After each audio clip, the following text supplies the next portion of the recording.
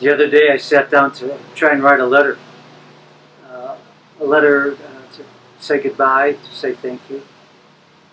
And then it turned out to be more than just a letter. It turned out to be the reality that an era is over. The Al Schwartz, Mickey Schwartz, Denny Rosen era. And that was pretty meaningful to me because I was the last director that Al and Mickey would have had a chance to impact. And what I learned from them is summed up in what we now call the Ojibwe way: kindness, respect, fair play, trustworthiness, and compassion. These are the things that have always been most important to me personally. As we move into a new era, and Joel takes over full time with some assistance, of course, from Sandy and Rachel and Chris, and whatever direction the new board decides to go in hiring someone, I wish them the best.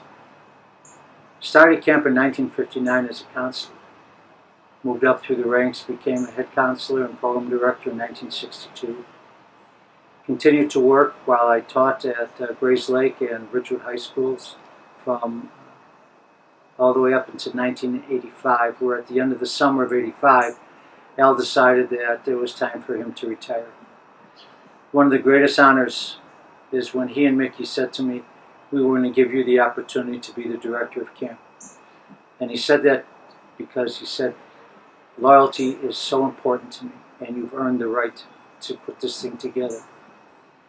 So I became the keeper of the keys of Camp Ojibwe. Not a day went by when I didn't feel like this was an honor and a privilege. That I would dedicate myself to my beliefs that I learned through all the years, and then continue to change and develop my beliefs.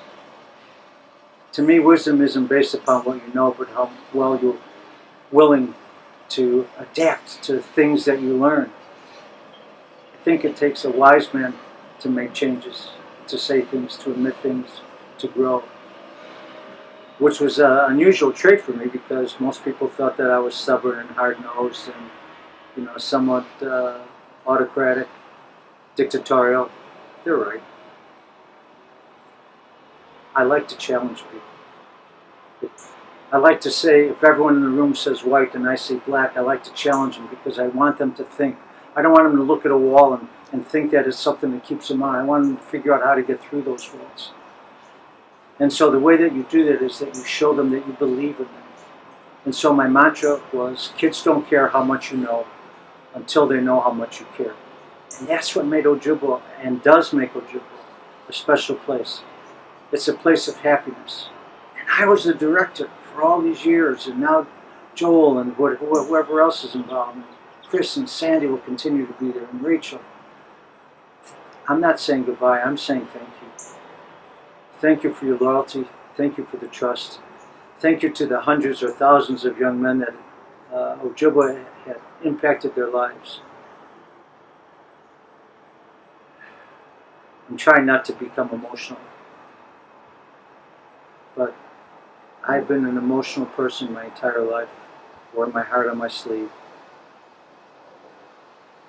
I know who I am. I know what I stand for. And I know how I want to be remembered. I want to be remembered as a tough but kind person who had a set of values that honored the well-being of every child, their self-esteem. And I choose to be remembered as a man who deeply cared.